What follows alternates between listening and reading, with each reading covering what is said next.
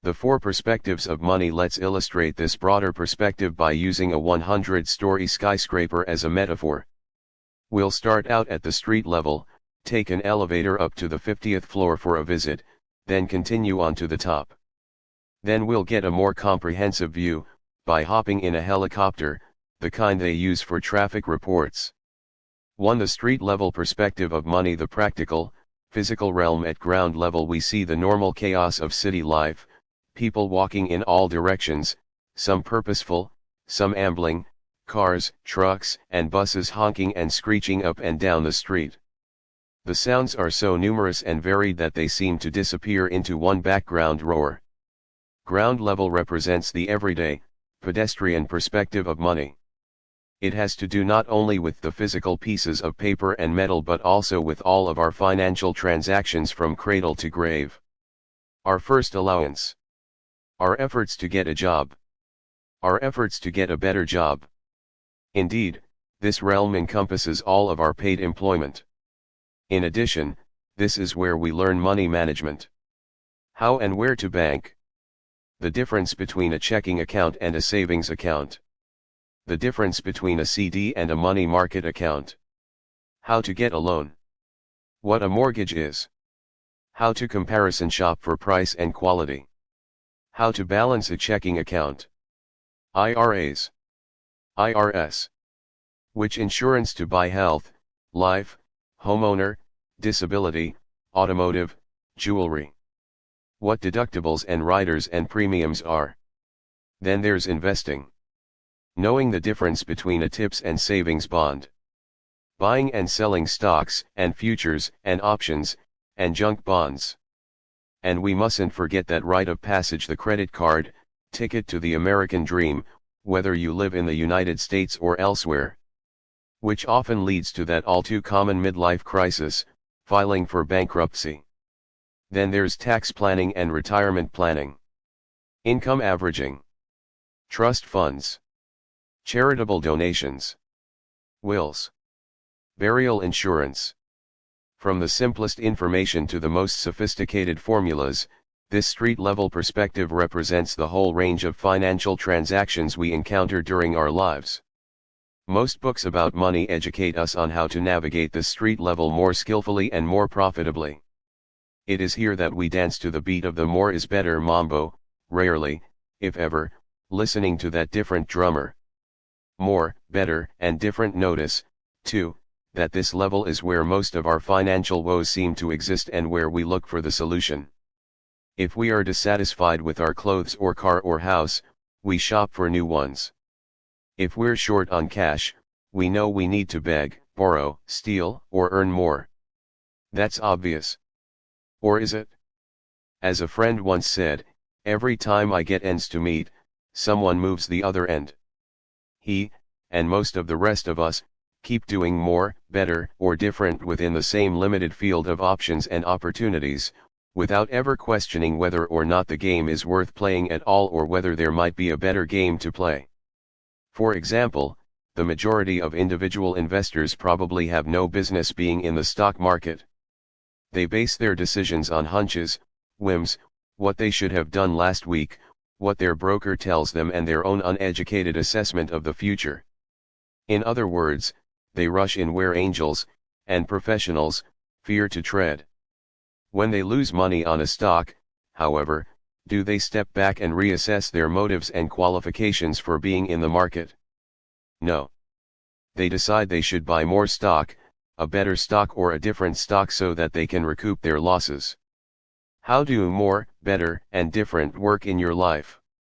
Have you ever noticed that for every so-called solution, another problem appears? Trying to solve our financial problems solely at this physical level is like manipulating the pieces on a game board without getting a bird's eye view of the game itself. Not that this level isn't important. It's part of the fabric and folk knowledge of our culture, and every high school student should graduate with the knowledge of at least the fundamentals. Unfortunately, neither Jason nor Nedra, nor most other people, had that education. When she started out on her own, Nedra didn't understand the implications of only paying the minimum on her credit cards. The notion of investing savings was way beyond her reach. She never accumulated enough savings to invest. The extent of her fiscal responsibility was paying her bills and balancing her checkbook. Jason was equally undereducated about money, but his ignorance showed up in different ways. Ever since leaving home after graduation from high school, he'd sidestepped money fairly adroitly. He lived with a group devoted to growth and honesty and traded chores for room and board. For the minimal cash flow he needed, he took on odd jobs as an aide for the handicapped, or a driver for a courier service. With regard to money, Jason and Nedra were functionally illiterate and not very different from many of their peers. Clearly there must be more to money than what we've explored up to now. Even with financial literacy, some people thrive while others perish. Our investigation of money can't stop here. So let's go inside the steel and glass 40-story office building, the Tower of Baubles, and take the elevator up to the observation deck, where our perspective increases, our horizons widen, and another aspect of money comes into view.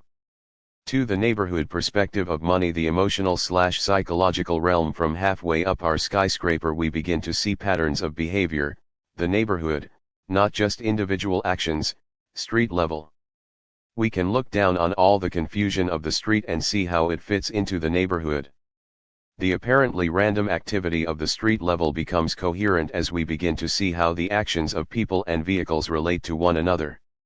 This neighborhood perspective could represent the first non-material level of money, the emotional and mental glue that holds together daily interactions with money. This is the level of our personal thoughts and feelings about money, our money style or personality. Are you impulsive? Cautious? Competitive? Generous? A show-off? A miser? A sexist, my husband/wife takes care of all that? A worrier? An ostrich? A snob? Hopelessly helpless? At this level we come to see how our own attitudes about money were shaped by the psychological environment we grew up in. Did your family consider itself rich, poor, or just average? Did you grow up in a family where money was discussed openly? Or was it considered impolite to talk about money? Did you have an allowance? Did you have to earn it by doing chores? Did it set you apart from your peers because you had less or more money than others? Who handled the money in your family? How did they feel about it? Did you grow up believing your family had enough money to buy you anything you really wanted and needed? If your parents said no to one of your desires, was it because of money? In your family, did you associate money with rewards? With arguments? With never seeing your father? What were the messages your parents gave you about money? The vast majority of divorces are over money, as you can well imagine once you understand how each of us is brought up in a different financial environment. Just answering these questions could be life-changing. Take some time to reflect on them. Or take an evening with your mate and share your answers. Mine them for all they are worth. There are books and even therapists to help us understand our particular money personality and to correct the dysfunctional patterns of our money behavior. We can readily see that understanding this first non-material aspect of money could help us make better choices back at the street level of money. Knowing your financial psychology is another level of sophistication about money. This second perspective of money also encompasses what money means to us, our money mythology. We should be aware as we explore these deeper myths that our rational minds may deny what our behavior reveals. We may say we're not superstitious, but we still walk around ladders. We may say that money is simply bits of paper and metal that we manage either well or poorly, but our actions speak louder than words. We each live in an intricate web of beliefs about these bits of paper and metal. What are some of your personal myths about money? Money as security. Is money security for you? Seeing money as security, a buffer between our fragile, vulnerable selves and the cold, cruel, and often unpredictable world, is one of the most common perceptions. Indeed, for many people, security is having money in the bank and a tenured position so that they can always get more. The hoarding behavior of people who equate money with security runs the gamut from penny pinching, denying themselves not only luxuries but even downright necessities of life, to addictive interest in bargains, buy now, buy more, buy two, to compulsive saving, the pathological extreme of which involves stashing away sheaves of dollar bills in mattresses and cardboard boxes. For many people, financial security means emotional security. We see people using money to defend against unpleasant emotional states like fear, worry, anxiety and loneliness through buying companions, bodyguards, accountants, friends, memberships in the right organizations and, when all else fails, therapists to clean up the mess. Actually, the belief that money is security is one of the more rational insanities you can have. If you live in this culture, it is appropriate to give credence to this belief to the extent that we can feed, clothe, and shelter ourselves adequately. But if you were a courier walking through downtown Chicago at night with a briefcase filled with money handcuffed to your wrist, would you feel secure? If money were truly security, you would. So the myth that money is security is just that, a myth. Money as power. What about power? Is money power to you? Do you act as though the road to power were paved with money? Do you believe in the power of the purse strings? It would seem that a person in the position of giving or withholding money can command compliance and loyalty, or at least the appearance of it, from those dependent on him or her family, employees, favorite charities, subjects. Do you believe that without a costly PhD you are doomed to failure? Money seems to bestow a power to do what you want to do and go where you want to go, when you want to. Money also gives the power not to do something you don't care to do. You can pay someone else to do it. But if money is power, how do you account for the power of someone like Gandhi? The kind of power that freed India from the British had nothing to do with money, but with what Gandhi labeled satyagraha, or soul force.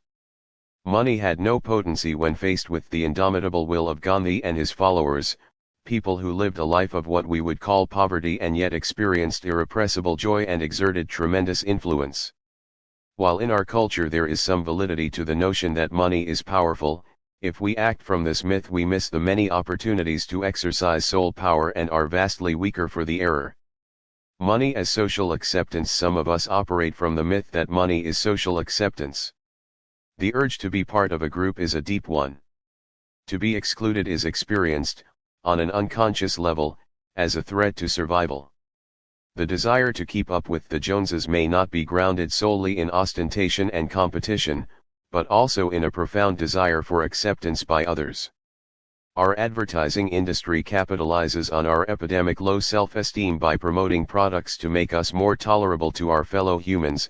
We can smell better from head, shampoo, to toe, foot powder, have slimmer bodies and the right car, and learn how to dance for money. Even friendship seems to cost money. Do you need to spend money to enjoy the company of your group of friends? Let's look at another form of social acceptance, dating and mating. Historically and cross-culturally we know that money, or cows or goats or plots of land, almost always figured in the marriage contract. But what about our liberated society? Does money play a part in romance? Do we, on some level, still hold some belief that money represents success with the opposite sex? As with the other misconceptions about money, operating from the myth that money equals acceptance seems to have some merit. After all, enjoying the company of other people while dining, seeing a movie or sunning on a beach is a pleasure you wouldn't want to eliminate simply because it costs money. It becomes dangerous only when we lose sight of the fact that companionship, friendship, and intimacy are all available free of charge to people who sincerely extend their love to others. It's when we equate money with social acceptance that the distortions begin.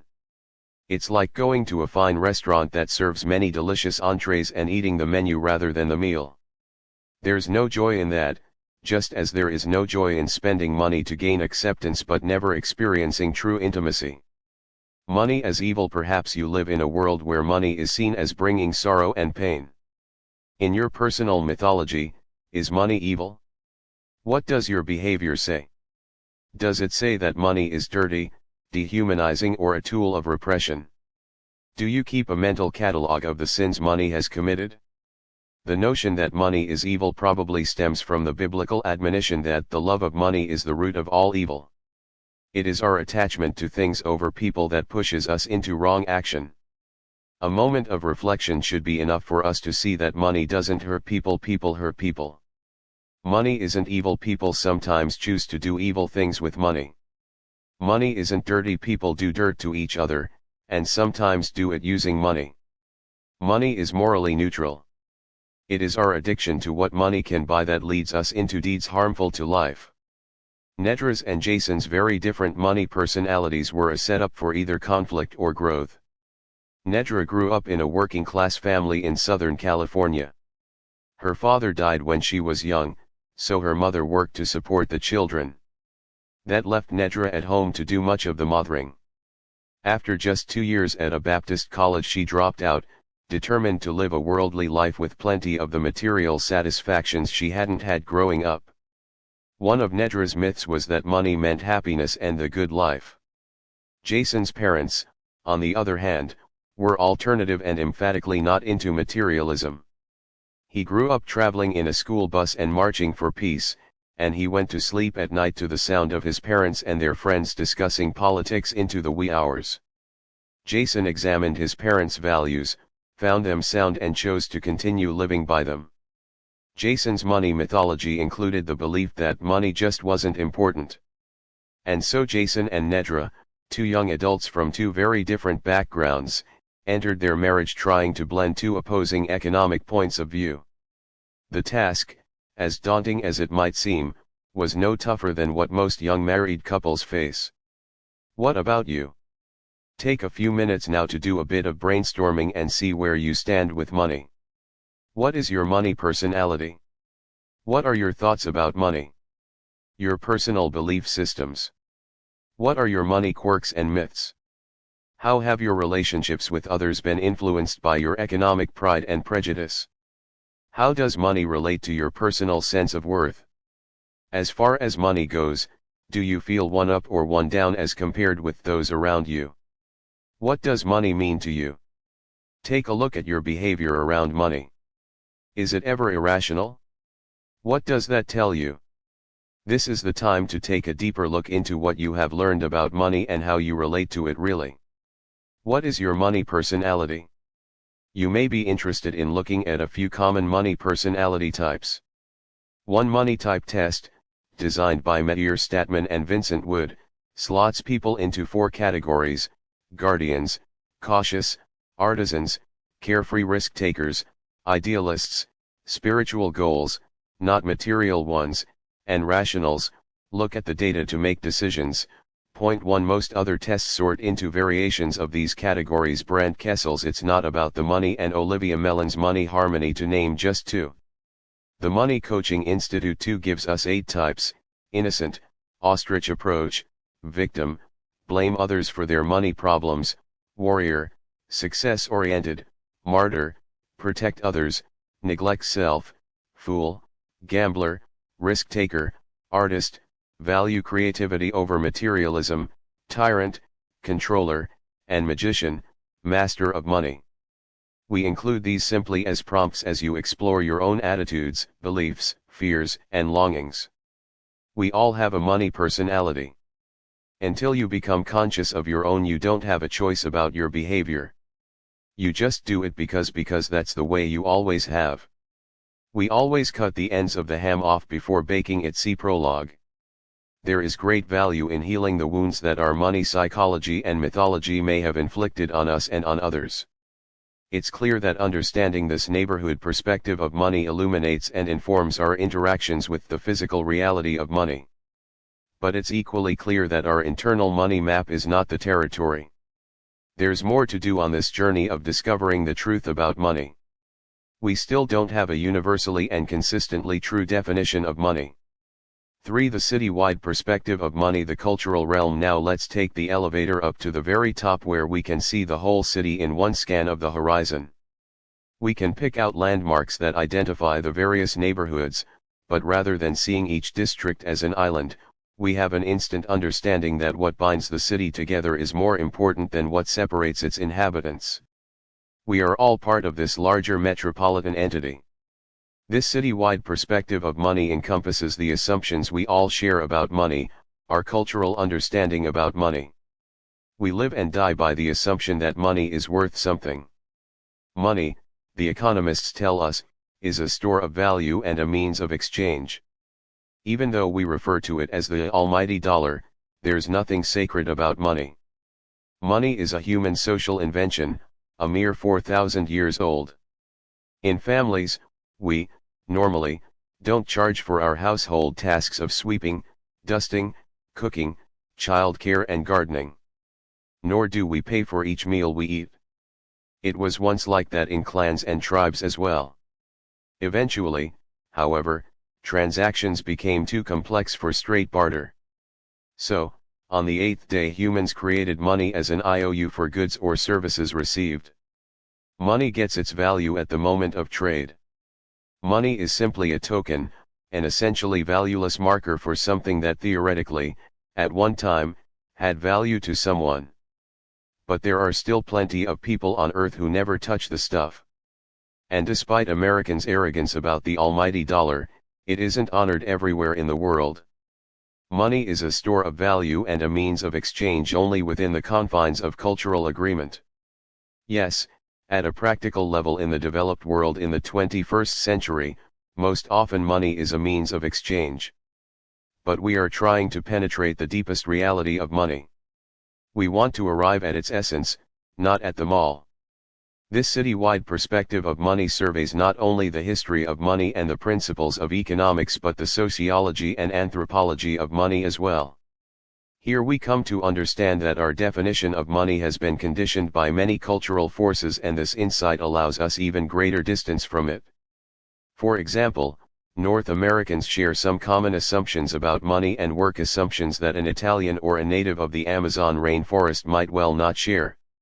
As we said in Chapter 1, one of our pervasive assumptions is that growth is good.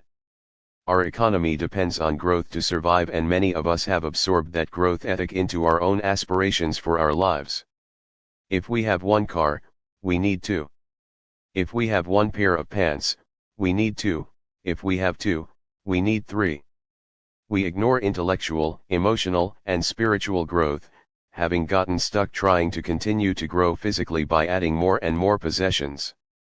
Fears that rear their ugly heads. It is at this level that we find a number of economic bogeymen: inflation, cost of living, recession, and depression. If the gross domestic product is negative for 2 or more consecutive quarters, we're said to be in a recession, and, whether or not our income is affected, we all feel the pinch. We take these economic indicators personally. If the economists tell us the cost of living is up, we automatically feel poorer, even though what's now included in the Consumer Price Index was a luxury item just a few decades ago, something we all did without and never missed, like staying in hotels or traveling by airplane. Also, not everything is inflating. For example, computers cost far less than they did half a century ago when the computing power of your laptop needed a city block to house it. And while the price of housing in some parts of the United States may have gone up, other prices have gone down, and 1950s luxury products are now available to modern consumers at discount department stores. These specters, inflation, cost of living, recession, and depression, frighten us into adherence to the economic recipe for well-being: growth is good, and its corollary, the myth of more is better. And, like any religion based on fear, this economic creed keeps us bound by our own ignorance, depending on the priests at the Federal Reserve to preserve our safe passage from cradle to grave, with our cost of living adjusted incomes just narrowly outpacing the specter of inflation. As many of us have discovered, however, Our Lady of Perpetual Growth hasn't brought us the security and happiness we trusted would be ours for believing in her. Meanwhile, living in this never-never land of eternal immaturity has kept us from devoting that same energy to growth at other levels.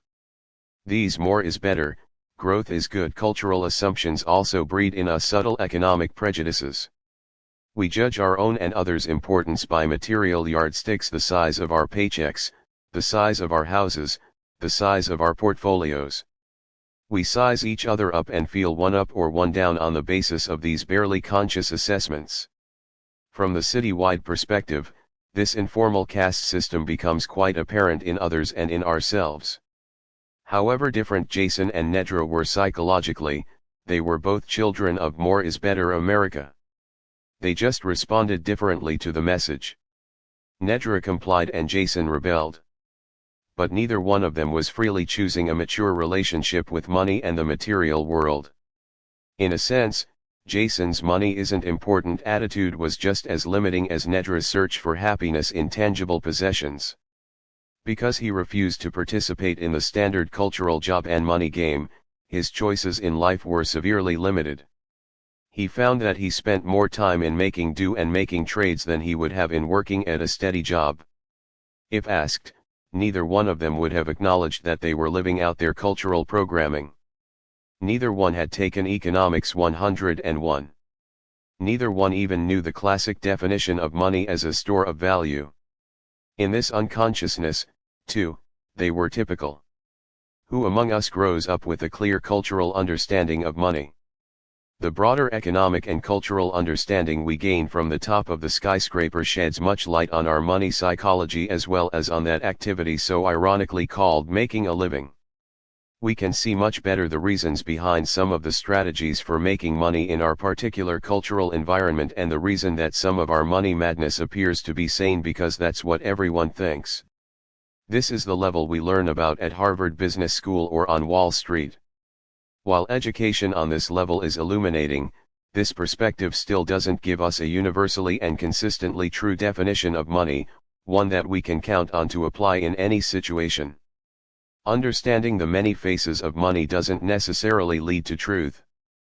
For the helicopter perspective of money, personal responsibility and transformation, now it's time to step back to let go of all you think you know about money. Empty your mind.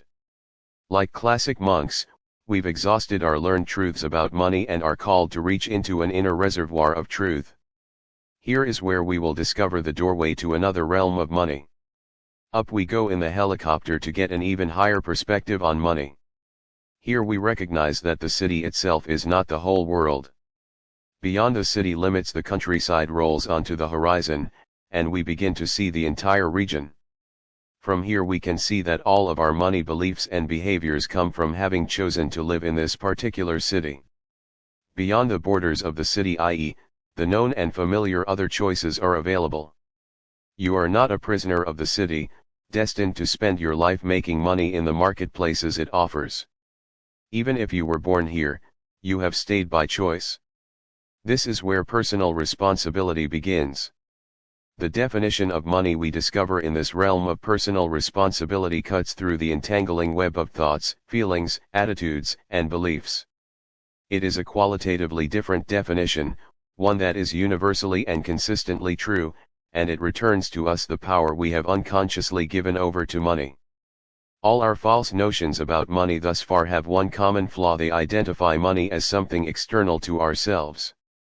It is something we all too often don't have, which we struggle to get, and on which we pin our hopes of power, happiness, security, acceptance, success, fulfillment, achievement, and personal worth. Money is the master and we the slaves. Money is the victor and we the vanquished. What, then, is the way out?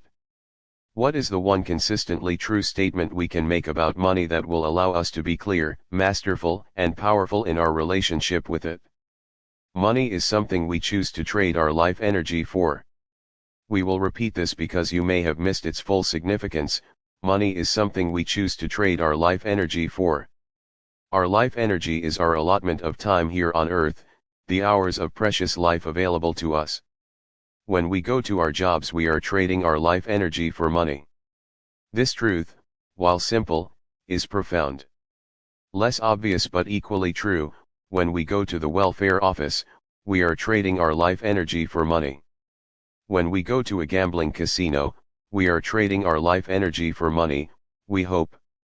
Even windfalls like inheritances must in some way be earned to actually belong to the air. Life energy must be exchanged.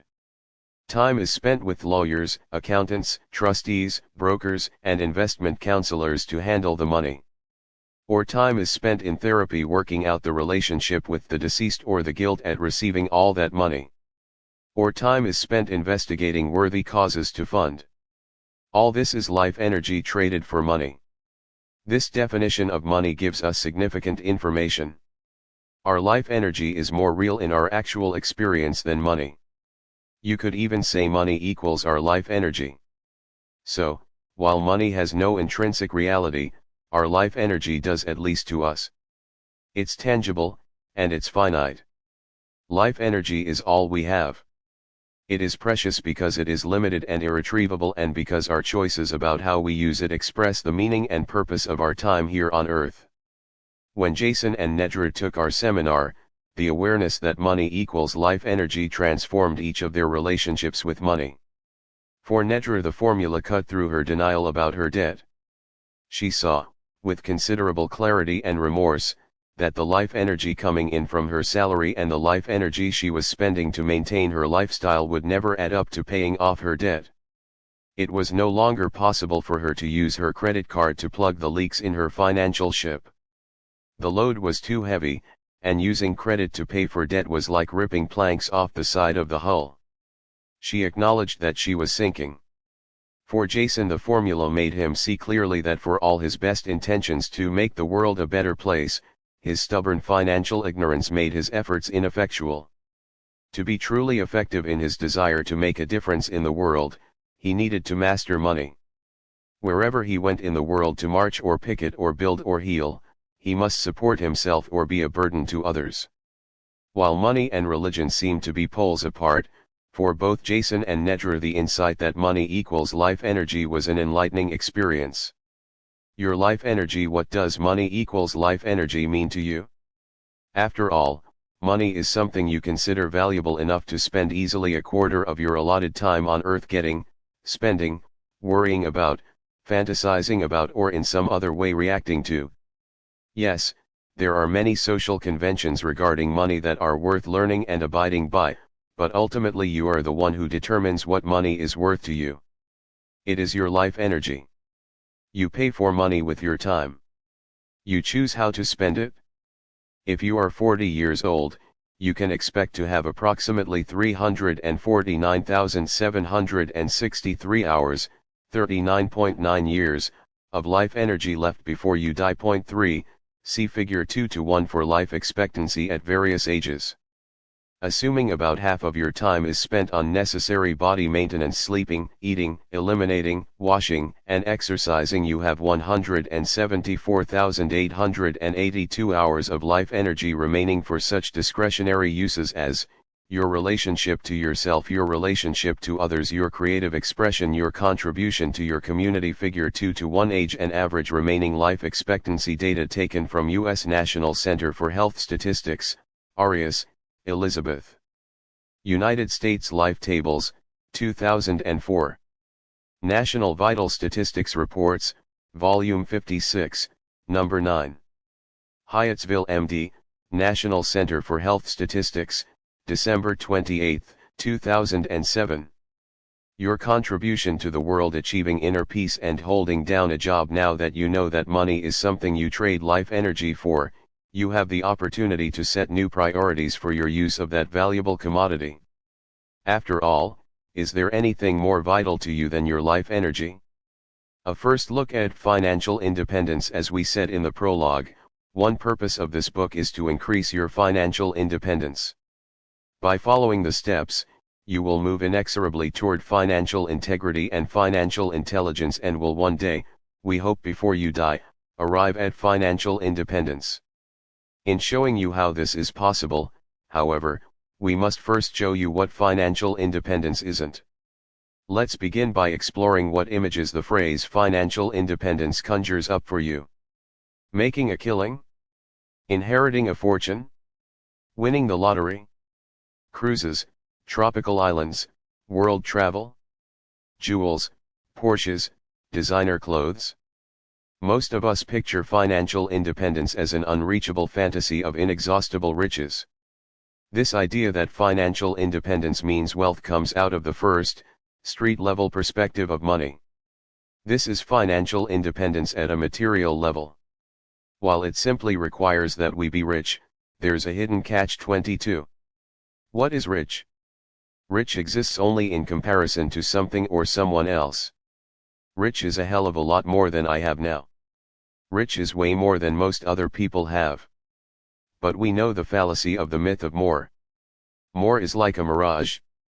We can never reach it because it isn't real. John Stuart Mill once said, "Men do not desire to be rich, only to be richer than other men."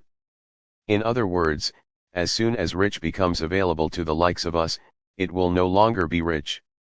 It is at the helicopter perspective of money, in the realm of personal responsibility, where we find our first definition of true financial independence. Our definition of financial independence cuts through the Gordian knot of not knowing what rich is. Financial independence has nothing to do with rich. Financial independence is the experience of having enough and then some. Enough, you will remember, is found at the peak of the fulfillment curve. It is quantifiable, and you will define it for yourself as you work with the steps of this program. The old notion of financial independence as being rich forever is not achievable. Enough is. Enough for you may be different from enough for your neighbor, but it will be a figure that is real for you and within your reach. Financial and psychological freedom. Your first step toward the experience of having enough and then some is extricating yourself from identification with the pedestrian level, the material reality of money, the neighborhood perspective, the psychological reality of money, and the city-wide perspective, the cultural agreements about money. When you have done that, you have achieved financial independence, no matter how much money you have. And until you can do that, you will never be financially independent, no matter how much money you have. Financial independence is an experience of freedom at a psychological level. You are free from the slavery to unconsciously held assumptions about money, and free of the guilt, resentment, envy, frustration, and despair you may have felt about money issues. You may have these feelings, but you have them the way you have an article of clothing you can try it on, but you are free at any time to take it off. You are no longer compelled by the parental and social messages you received as a child, messages about how we should relate to money in order to be successful, respected, virtuous, secure and happy. You are free of the confusions you had about money. You are no longer intimidated by balancing your checkbook or by deciphering your broker's babble about no-load mutual funds and annuities. You never buy things you don't want or need and are immune to the seductiveness of malls, markets, and the media. Your emotional fortunes are no longer tied to your economic fortunes, your moods don't swing with the Dow Jones band. The broken record in your mind stops, the one that calculates hours till quitting time, days till payday, paydays till you have a down payment for a motorcycle, costs for the next home improvement project and years till retirement. The silence, at first, is thundering. Days and even weeks can go by without you thinking about money, without you mentally reaching for your wallet to handle life's challenges and opportunities. When you are financially independent, the way money functions in your life is determined by you, not by your circumstances. In this way, money isn't something that happens to you, it's something you include in your life in a purposeful way. From this point of view, the normal drama of 9 to 5 till you're 65, of making a dying, of getting ahead, of being rich and famous, all these brass rings we automatically reach for can be seen as just one series of choices among many. Financial independence is being free of the fog, fear, and fanaticism so many of us feel about money. If this sounds like peace of mind, it is. Fiscal bliss. And if this sounds as unattainable as being rich, it isn't. It's been the experience of tens of thousands of people who have followed the approach to money described in this book, who have done the practical steps and made the simple observations recommended. Step 2, being in the present, tracking your life energy. How does this great truth, money equals life energy, manifest itself in your life? When you thought money was just something to deal with, or that it was security, power, or a tool of the devil, or the grand prize in your life, you could rationalize your behavior in terms of shoulds and oughts. But now you know that money equals life energy, your life energy, and you have a rising interest in knowing just how much of the stuff is actually passing through your hands. Step 2, on the road to financial freedom, is where you satisfy this curiosity. There are two parts to step 2. A. Establish the actual costs in time and money required to maintain your job, and compute your real hourly wage. B. Keep track of every cent that comes into or goes out of your life. A. How much are you trading your life energy for? We have established that money is simply something you trade life energy for. Now let's look at how much life energy, in hours, you are currently trading for how much money, in dollars, i.e., how much money are you making for the amount of time you work. Most people look at this life energy/earnings ratio in an unrealistic and inadequate way. I earn $680 a week, I work 40 hours a week, so I trade 1 hour of my life energy for $17. It's not likely to be that simple. Think of all the ways you use your life energy that are directly related to your money-earning employment. Think of all the monetary expenses that are directly associated with the job. In other words, if you didn't need that money-earning job, what time expenditures and monetary expenses would disappear from your life? Be prepared. Some people resent their work, the hours of drudgery, the boredom, the office politics, the time away from what they really want to be doing, the personality conflicts with their boss or co-workers, and many feel powerless to change their circumstances. One response to those feelings of resentment and powerlessness is to spend money. It was such a tough day that I deserve a little fun. Let's go out to dinner/dancing/a movie/the mall. So be prepared to discover how much you indulge yourself with "I hate my job" as the underlying reason. Be prepared, too, to discover how much you spend on expensive alternatives to cooking, cleaning, repairs, and other things that you would do yourself if you didn't have to work. Be prepared to discover the many costs of career ambition, all the things you must have in order to continue up the ranks. The right car, the right clothes, the right vacation spots, the right house in the right neighborhood in the right city, the right private schools for your kids, even the right therapist. Using the following discussion as a stimulus, discover for yourself the real trade-offs in time and energy associated with keeping your 9-to-5 job. Not all of the categories will necessarily apply to you, and you may think of other categories relevant to you that are not mentioned here. In the examples below, we will assign arbitrary numeric values to these time and money trade-offs simply to generate a hypothetical tabulation. Any resemblance to your situation is purely accidental. At the end of the discussion, we will tabulate these calculations and come up with an actual exchange rate of life energy for money, remembering that this actual hourly rate is still arbitrary, based on our hypothetical figures. When you do your own calculations, you will be using your actual figures and will figure out your own personal hourly wage. Commuting, getting to and from work, incurs an expenditure of time or money, or both, whether you drive, walk, or take public transportation. For our purposes here, let's assume you commute by car.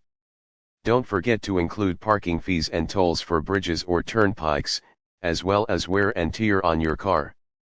Let's say that you commute 1½ hours a day or 7½ hours a week at a cost, in gas and maintenance, of $100 a week. If you use mass transit, your figures will be somewhat different.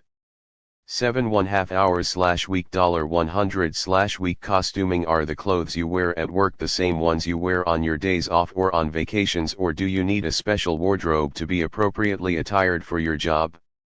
This includes not just the obvious costumes like nurses' uniforms, construction workers' steel-toed boots and chef's aprons, but also the tailored suits and the high-heeled shoes, the pantyhose and neckties that are the norm in offices. Look at those clothes. Would you wear a noose around your neck or walk around on 3-inch heels every day if it weren't expected for the job? Consider, too, the time and money spent on personal grooming, from aftershave to exotic cosmetics. Quantify all your costuming activities, from shopping to putting on mascara, shaving and tying your tie. Let's say you spend 1½ hours a week on this at an average cost of $23 a week, i.e., annual clothing expense divided by 52 weeks, plus cost of cosmetics. 1½ hours/week $23/week. Meals: extra costs in time and money, For meals affected by your job take many forms, for example, money for morning coffee and donuts, time spent in line in the employee's cafeteria, expensive convenience foods that you buy because you are too tired to cook dinner, unreimbursed restaurant expenses, weight reduction programs that you enroll in because you ignored decent nutrition thanks to your busy job. Let's say you attend Weight Watchers 1 hour a week and spend 50 minutes each day at lunch for 4 hours a week, totaling 5 hours a week. Your lunches at the local deli cost about $23 a week more than if you made lunch at home, and the latte breaks you treat yourself to as a reward for working come to $17 a week. Total spent, $40. 5 hours/week $40/week daily decompression. Do you come home from your job zestful and full of life, joyously launching into personal or planetary projects, or into intimate sharing with your family or other loved ones? Or are you tired and drained, taciturnly lurching into the soft chair in front of the television set, beer or martini in hand, because it's been such a day? If it takes a while for you to decompress from the pressures of the job, that while is a job-related expense. A wild guess would put this at 5 hours a week and $30 a week in recreational substances. 5 hours/week $30/week escape entertainment. Notice that common phrase, escape entertainment. Escape from what? What is the prison or restrictive circumstance from which you must flee? If your experience of life were consistently fulfilling and exciting, from what would you escape? Would those hours in front of the television or movie screen be necessary? Take a look at scenarios like, it's been such a heavy week at work, let's have a night on the town to blow it off, or let's get away from it all this weekend and go to Vegas. Would these be necessary? What are the costs in life, energy and money? How much of your weekend entertainment do you consider your just reward for sticking it out at a boring job?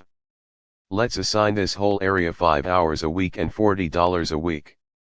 5 hours/week $40/week. Vacations and expensive playthings. If what you did every day were truly satisfying, providing you with a sense of accomplishment and inner fulfillment, of real contribution to the lives of those around you and to the global family, would you want to vacate? How about the vacation home, boat, or recreational vehicle that you use only a few weeks each year just to get away? What proportion of the time and money involved in such pursuits is due to the job? Consider the dues for the country club or your professional organization. Would you belong if it weren't for your job? String this all out, divide by 52, and you might have 5 hours a week and $30 a week. 5 hours/week $30/week. Job-related illness. What percentage of illness is job-related, induced by stress, by physical work conditions, by the desire to have a legitimate reason to take time off from work, or by conflict with employers or fellow employees? More and more medical evidence indicates that a good percentage of illness is psychosomatic. Stated simply, happy, fulfilled people are healthier.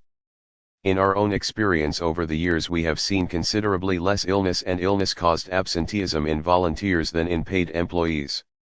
For this category, a more subjective inner sensing is the only way to evaluate what percentage of medical costs, time and money, is attributable to your job.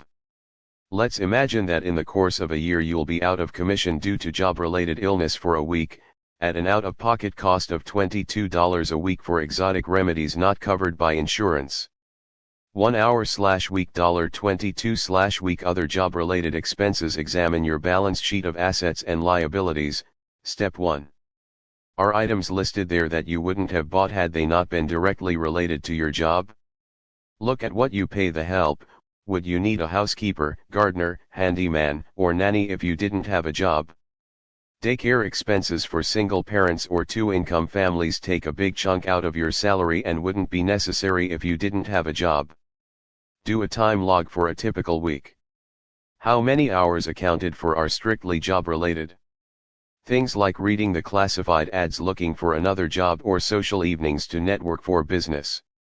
Are the hours of taking your frustrations about work out on your mate a job-related activity? As you progress through the other steps in this program, make special note of such hidden job-related expenses. Don't overlook job enhancement expenses. such as educational programs, books, tools, and conferences. Remember, your situation is unique, but the basic ideas will apply. Discover your own categories of job-related time and money expenses.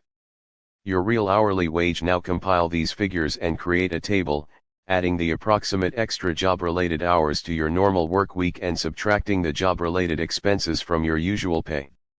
On longer-term items like vacations or illness, simply prorate over 50 weeks, 1 year minus 2 weeks for your vacation. A $1,500 vacation that you wouldn't have taken if you enjoyed your job would be computed as $1,500 divided by 50 weeks equals $30 a week, and so on. The specific entries will be approximations, of course, but with diligence you can come up with fairly accurate figures.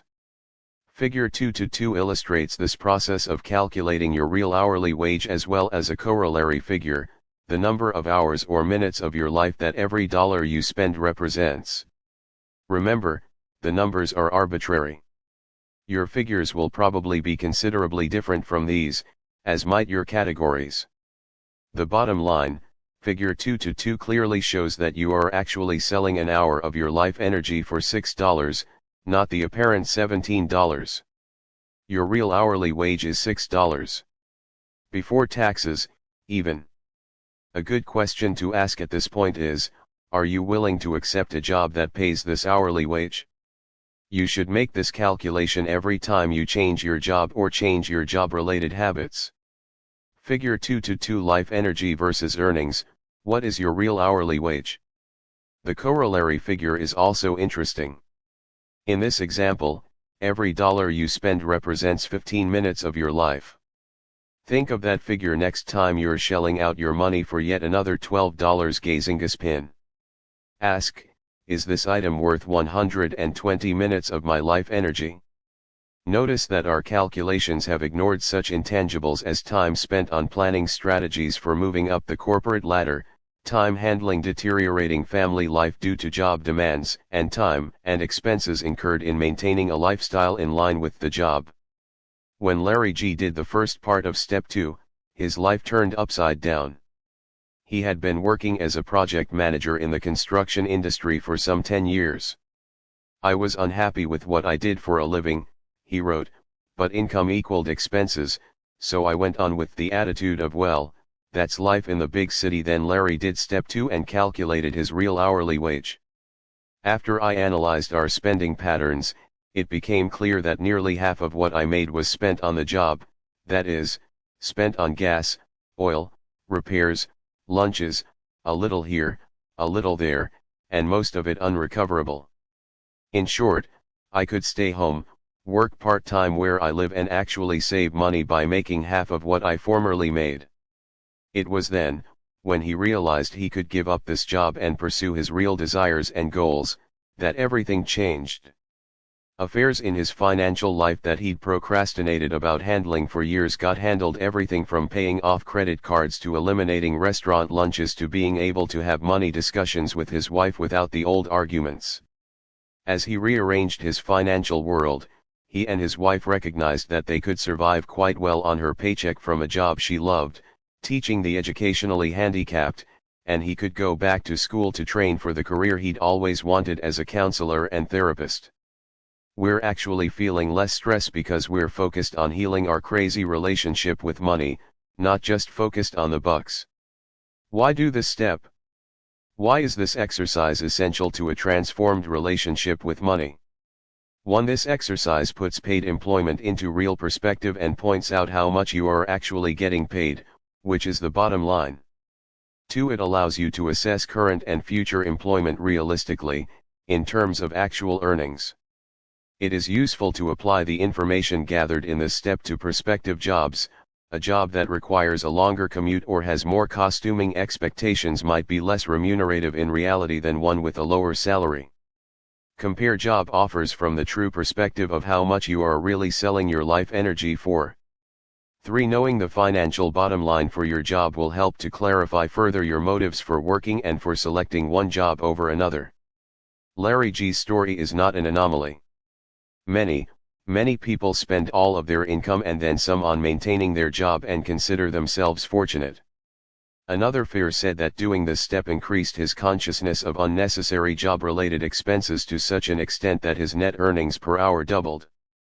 Once he recognized how many of his expenses were due to his job, he was able to reduce or even eliminate many of them. For example, he began bringing his own lunch instead of sending out to the deli, switched from driving to using mass transit, doubling the benefit of this choice by using the time for decompression on the way home, reevaluated the supposed need for so many changes of stylish clothes, and began taking a daily walk with his wife, thus improving their relationship as well as their health. Someone else used the results of this step as a criterion for accepting or rejecting jobs. When she could figure out just what hourly wage she'd be getting, she could see very clearly whether or not the job was worth it to her. Indeed, there are some jobs that she might have applied for previously that she now doesn't even consider. Is it coincidence that Job is also the name of the Old Testament character who was plagued by difficulties? The trials of Job takes on a whole new meaning. Many of us have certainly pondered Job's question, "Why me, Lord?" as we bucked rush hour traffic or endured excruciating tedium. No shame, no blame, and remember, this is where your feelings about your work/job/identity will most strongly bubble to the surface. Compassionate self-awareness is the key. Just notice each feeling as it presents itself, without criticizing it and without criticizing your job, your boss, yourself, or this book as good or bad. So what if you've been paying to work? So what if you've been blowing every paycheck on rewarding yourself for surviving another week? So what if you've been leading a fast-track lifestyle on a $6 an hour paycheck? That's all in the past. It's what you needed to do before you knew that money equals your life energy. Checklist: life energy vs salary. B. Keep track of every cent that comes into or goes out of your life. So far we have established that money equals life energy, and we have learned to compute just how many hours of life energy we exchange for each dollar. Now we need to become conscious of the movement of that form of life energy called money in every moment of our lives. We need to keep track of our income and expenses by keeping a daily money log.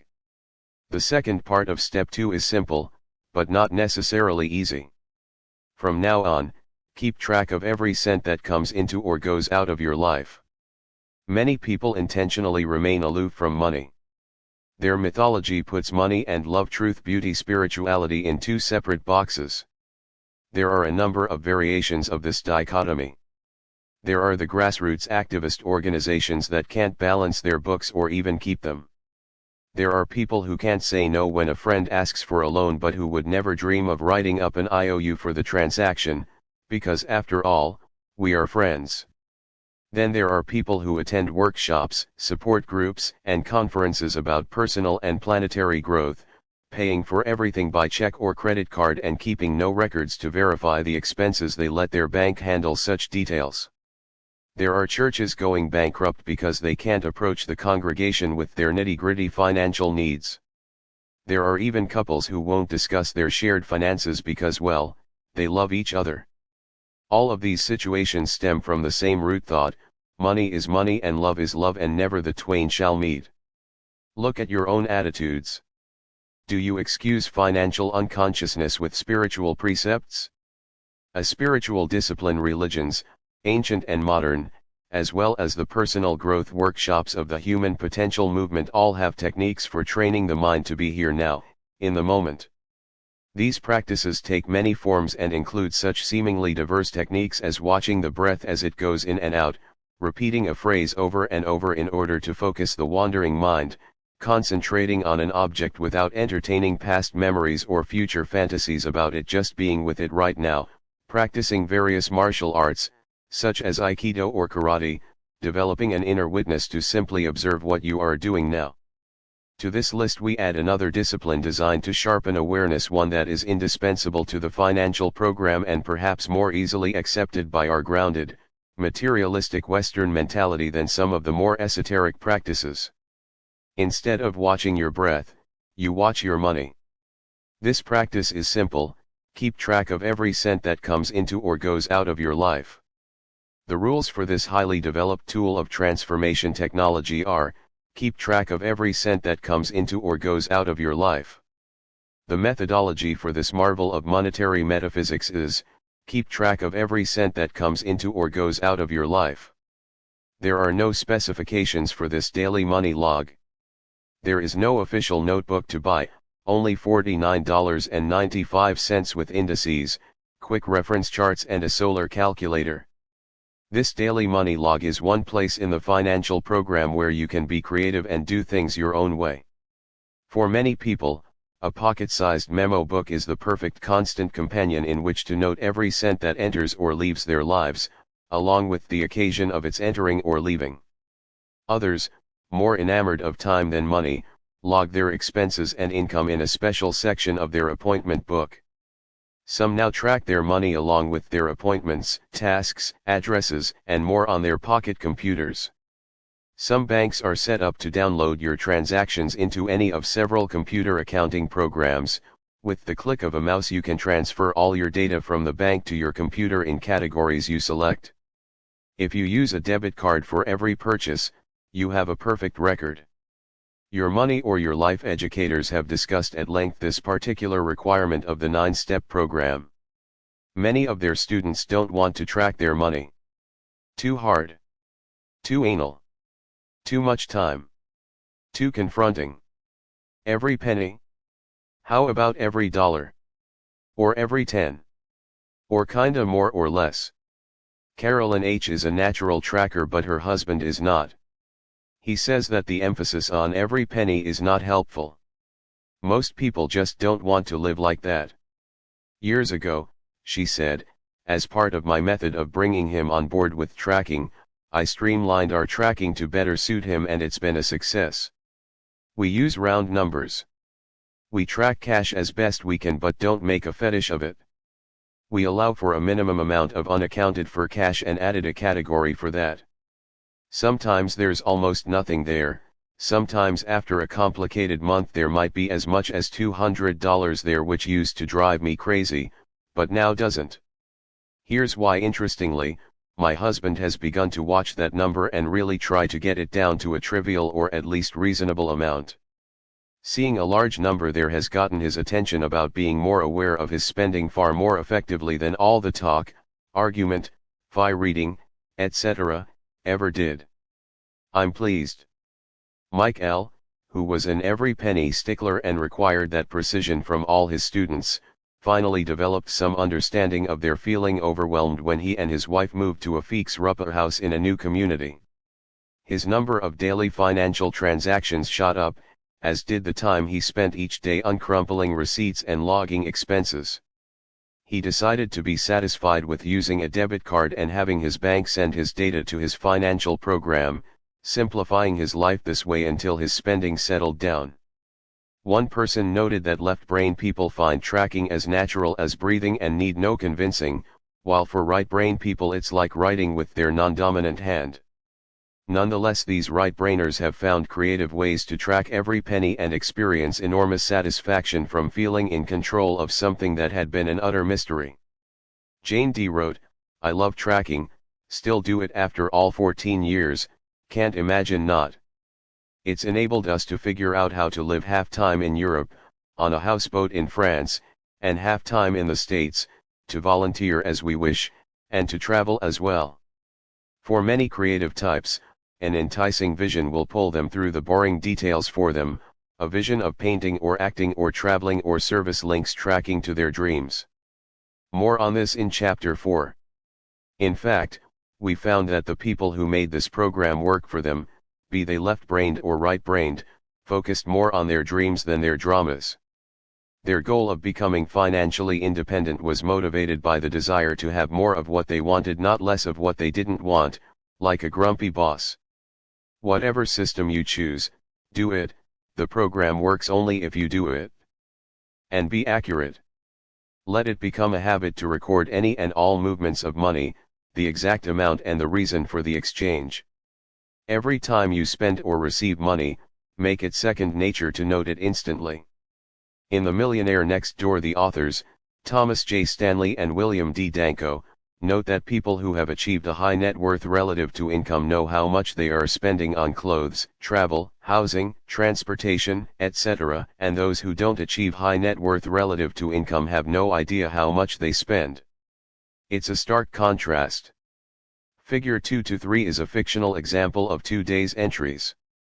Note the degree of detail given for each expenditure.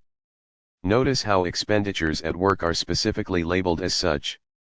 Observe the differentiation of the expenditures at the convenience store between snacks, chips, dip, soda, and batteries. Similar differentiations of spending categories are made in Saturday's grocery store and department store shoppings. The subcategories or breakouts within the total are rounded approximations, though you are certainly encouraged to be close in your approximations. It would be time-consuming to calculate the exact cost of toilet paper, wine, etc., but the total must be accurate to the penny. Figure 2 to 3 sample daily money log every cent. But why? Remember that the purpose of this procedure is simply to keep track of every cent that comes into or goes out of your life. Why, you may ask, do I need to go to such great lengths? Because it's the best way to become conscious of how money actually comes and goes in your life as opposed to how you think it comes and goes. Up to now most of us have had a rather cavalier attitude toward our small, daily monetary transactions. In practice we often reverse the old adage of penny wise, pound foolish. We might search our souls and discuss with our mate the advisability of spending $40 for a new 4-color left-handed Wiebelfitzer, yet over the course of a month an even larger amount has unconsciously gone out of our universe in small insignificant purchases, the nickel and diming yourself to death syndrome. But must I keep track of every cent, you may ask? Yes, every cent. Why every cent, rather than just rounding off to the nearest dollar, or using approximate figures? Because this helps to establish important lifelong habits. After all, how big is a Finaglis constant? What's the definition of a fudge factor? How close is close enough? Granted, in practice many fears settle into rounding to the dollar, but that's as far as they slip. Human nature being what it is, if you start cheating, even just a little bit, that little bit tends to get bigger and soon you'll find yourself thinking, well, I don't have to write everything down, just the major expenses, and then, well, I've done this for a month now, so I think I'll start rounding it off to the nearest thousand. It's like dieting. If you break your diet on Tuesday morning by having a buttered English muffin instead of dry toast, the tendency is to cheat even more, and by evening you're gobbling down a carton of ice cream and a pound cake. If you want this to be a worthwhile undertaking, it's worth your while to do it right. If you rebel against every penny, try every dime or dollar, or euro or yen, but more than that is a little like eating 10 slivers of cake as though it were nothing rather than face the big fat slice you're actually consuming. Since money has a direct correlation to your life energy, why not respect that precious commodity, your life energy, enough to become conscious of how it is spent? You may have some initial resistance to doing this impeccably, but ultimately the step must be embraced, regardless of feelings, for it is a vital section of the royal road to money mastery. Keep track of every cent that comes into or goes out of your life. Useful attitudes: no leeway. A telescope with only one lens just a wee bit out of alignment still doesn't allow you to see the stars. The same holds true for a human life. A little bit of fudging cuts down the amount of light that can shine through. This is where you get to be ruthless, tough-minded, and absolute. Your commitment to clearing up your relationship with money is really tested here. One of the keys to your success in this program, and in life, is a shift in attitude from one of laxity and leeway to one of accuracy, precision, and impeccability. By the way, such integrity might work miracles in other aspects of your life. People have lost weight, kept their desks cleared and patched up broken relationships all through doing this step. Integrity is integrity is integrity. No judgment, lots of discernment. Judgment, blaming ourselves and others, is labeling things in terms of good and bad. On the road to transforming your relationship with money and achieving financial independence, you will find that judgment and blame do not serve. Discernment, on the other hand, is an essential skill. Discernment is sorting out the true from the false, separating the wheat from the chaff. Just in the process of writing down every cent that comes into or goes out of your life, you will begin to discern which expenses are fitting and fulfilling and which are unnecessary, extravagant, or even downright embarrassing. Discernment has to do with that higher faculty that we all have, the one that knows the truth, that sees what is needed and wanted by life, that recognizes as real our desire to make a difference before we die. This faculty will be increasingly on duty as you work with the financial program. Aligning your spending with this faculty is the key to financial integrity. Through writing down every cent that comes into and goes out of your life, you are awakening this faculty and inviting it increasingly to direct your life. Summary of Step 2:1. Establish, accurately and honestly, how much money you are trading your life energy for, and discover your real hourly wage. 2. Learn about your money behavior by keeping track of every cent that comes into and goes out of your life.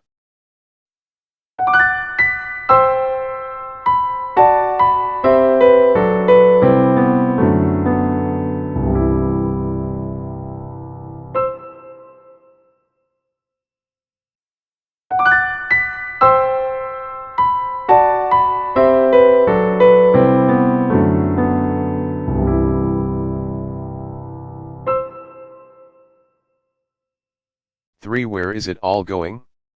Congratulations! You've made it into the present.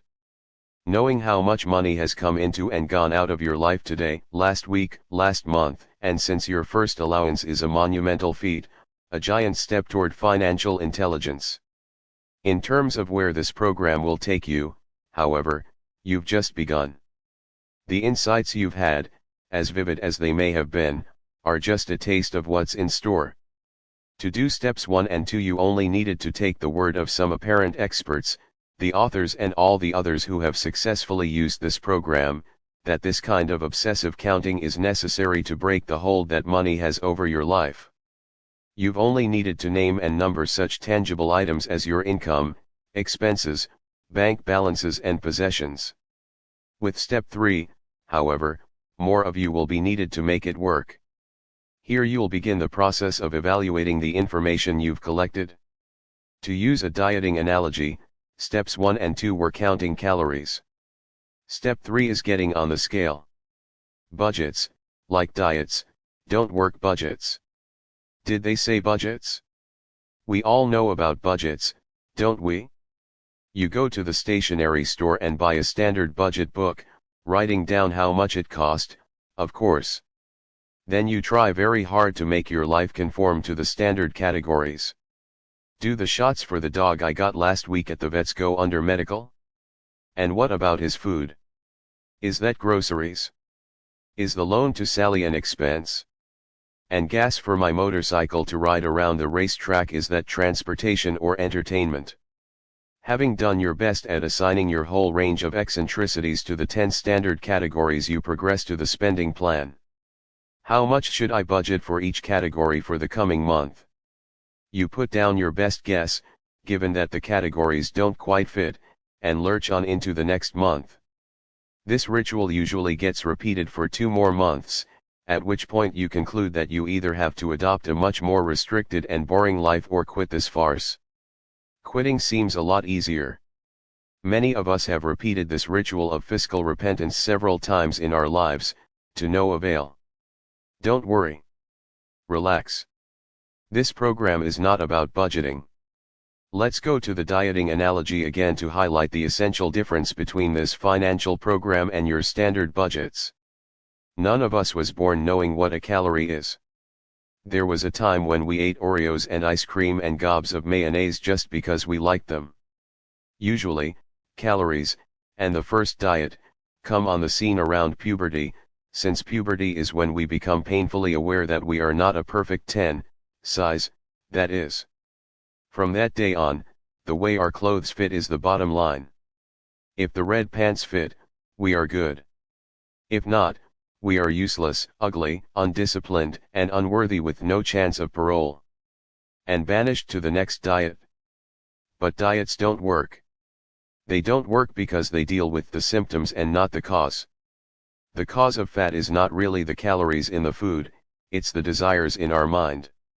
While a dieter may claim he is starving, the truth is he is withdrawing from the fix that he uses to relieve boredom, get back at his mother, structure time, quell restlessness, feel included, boost self-esteem, overcome loneliness and generally cure what ails him. What does all this have to do with money? A lot. Just as overeaters abhor getting on the scale, overspenders dread tax time and, indeed, any time they're asked to tally up expenses because that means it will be budget time. For dieters, there is the initial disbelief, like stepping off and on the scale to make sure the needle is returning to zero. Then there are the excuses, I'm retaining water, or what do you expect after Thanksgiving, or it's winter, all animals put on weight in the winter. Then there will be self-recrimination, ugly, undisciplined, useless, unworthy. And then, head hung low and tail between legs, they submit themselves to the penance of the diet. Facing reality, the scale, means punishment. And that's how unconscious spenders feel. They refuse to open anything that looks like a bill, charge their whole array of credit cards to the limit, write post-dated checks hoping the paycheck arrives at the bank before the rubber one gets cashed, borrow from friends, take out debt consolidating loans, rob Peter but fail to pay Paul, and on until, after months, or even years, of denial and rationalization, they gird their loins and take their pitifully disorganized and incomplete records to the financial planner, or, if frugal, to the free consumer credit counseling service, to confess their sins and submit to a redemption budget. No more fun. No more movies. No more spontaneous weekends in Las Vegas. No more pretty clothes or trips to the tanning salon. Just desperate promises not to use any credit cards, but please don't make me cut them up, and bread and water and nose to the grindstone. While these examples may be extreme, they hold a kernel of truth about patterns of unconscious spending. Are any of them similar to things you might have felt or done? The focus of your addiction may not be money or food, but millions of us are substance abusers of one kind or another. The only difference is that some addicts go to jail, some to bankruptcy court, some to Weight Watchers and some to the top of the social register. Does it seem odd to think of money as a socially acceptable addiction? Surely, since everyone wants money, and wants it in abundance, it can't be an addiction. But what else would you call a substance or activity that we reach for compulsively even though it doesn't bring fulfillment? What else would you call something that we are convinced we could not live without? Indeed, the very thought of not having it overwhelms us with fear. What else would you call a need that is intense, chronic, and seen as essential to our sense of wholeness? What else would you call something that goes beyond a rational concern, that fills our daydreams and our night dreams as well? What else would you call something that becomes more important to us than our relationships with family and friends, the acquiring of which becomes an end in itself? What else would you call something that we hoard, building up unreasonably large supplies in order to feel secure? An addiction is a need that's gotten out of control, that's become a cancer, migrating into healthy tissue and eventually consuming its host. Not long ago a friend told us about a wealthy friend of hers, long tormented by insecurity, who had recently committed suicide. To honor our friend's long-standing relationship with the deceased, the family invited her to select a keepsake from among the woman's possessions. It was a bittersweet task, but perhaps the most disturbing aspect was opening dresser drawers that contained 38 white sweaters, each folded neatly. What did this collection of nearly identical sweaters say? To our friend, they told a tale of a desperately unhappy woman whose addictive substance was clothes and particularly white sweaters. Every time that increasing sense of something missing would overtake her, out she'd go to buy an item to cheer her up. Perhaps some moments of pleasure came from purchasing each white sweater, a happiness that probably dissipated soon after the sweater had disappeared into the white sweater drawers. As one wise person said, you can never get enough of what you don't really want. Greed is another component of our irrational and addictive relationship with money. Greed, said Gordon Gekko, the wheeler dealer in the movie Wall Street, is good.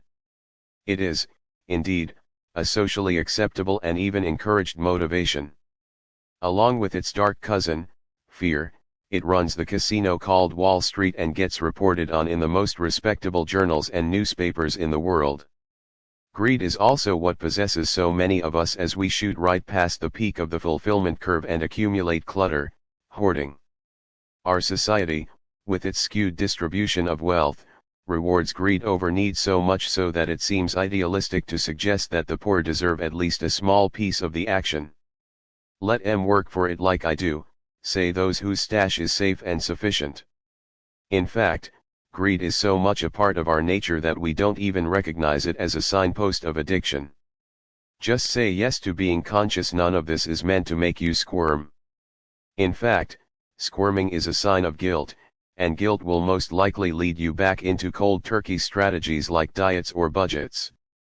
In contrast, recognizing and telling the truth about our irrationality around money and our addictive behavior are simply the first step towards sanity. And here is where this program is different from the tens or hundreds of other recipes for fiscal health. This program is based on consciousness, fulfillment, and choice, not on budgeting or deprivation. To return to the diet analogy, a book called Diets Don't Work by Bob Schwartz offers 4 rules for getting off the diet go-round. 1. Eat when you're hungry. 2. Eat exactly what your body wants. 3. Eat each bite consciously. 4. Stop when your body has had enough. 1. Very simple. All you have to do is be conscious. No counting calories or sticking to high-cost liquid diets. No deprivation. No measured portions of food. Those all deal with the symptoms, and you become a compulsive eater instead of a compulsive eater. Being conscious means you become aware of what you are thinking and feeling when you are eating. You learn to eat when your body is hungry, not because you are bored, at the dinner table, alone in the kitchen, between tasks, wanting a treat for a job well done, blue with depression, green with envy or red with fury. You eat what your body tells you it needs. You stop when you have had enough. And you pay attention. Simple but not always easy. It takes discovering and exercising some mental muscles that may have atrophied from misuse. You have to identify what hungry is, what full is, what you truly want as opposed to what you crave out of feeling perpetually deprived, and what you are actually eating while you are eating it. The 2 important aspects of being conscious, as opposed to dieting, are, 1. You need to identify and follow internal signals, not external admonishments or habitual desires. 2. You need to change your patterns of eating over the long term, not what you eat over the short term. This financial program points you in the same direction. This is not about following our, or anyone else's, budgets, with standardized categories and a suggested percentage of income that should go toward each category. This is not about swearing at the beginning of each month that you'll do better. This is not about guilt.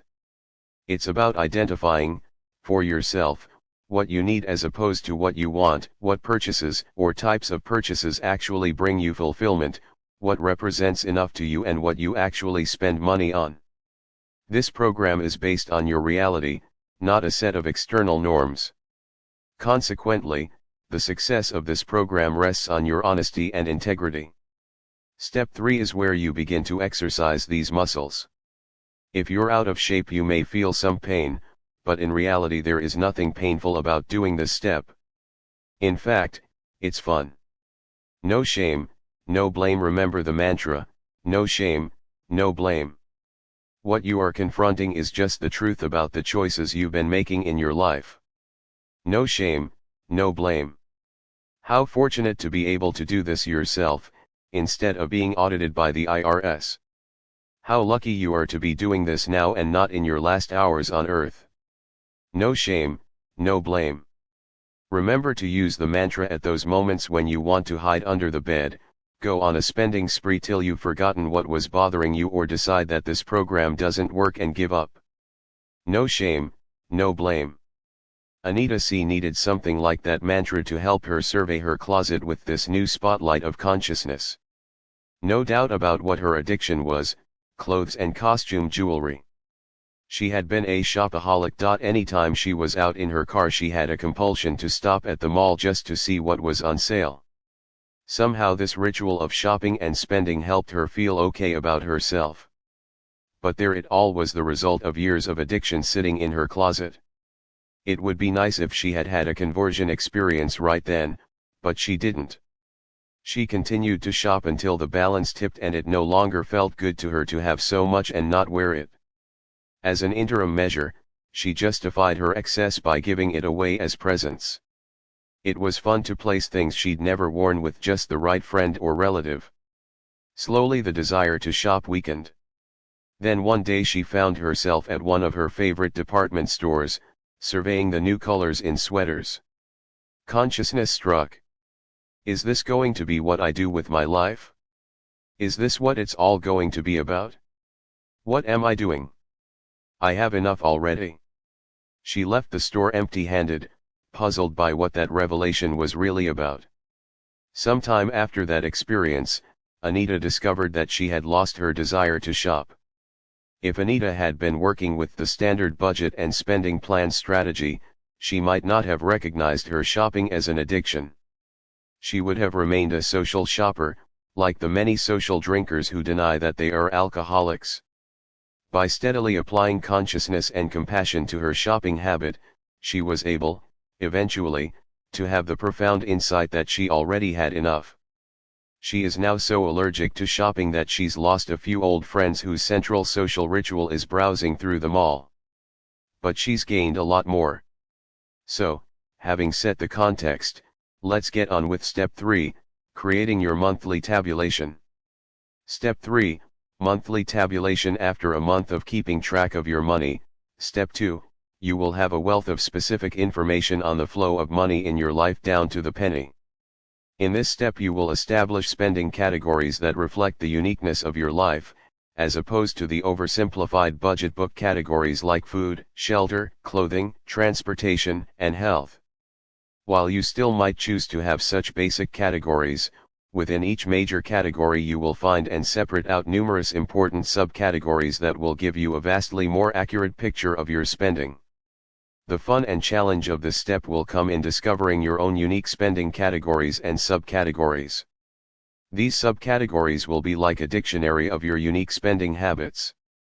They will be perhaps your most accurate description to date of your lifestyle, including all your peculiarities and peccadillos.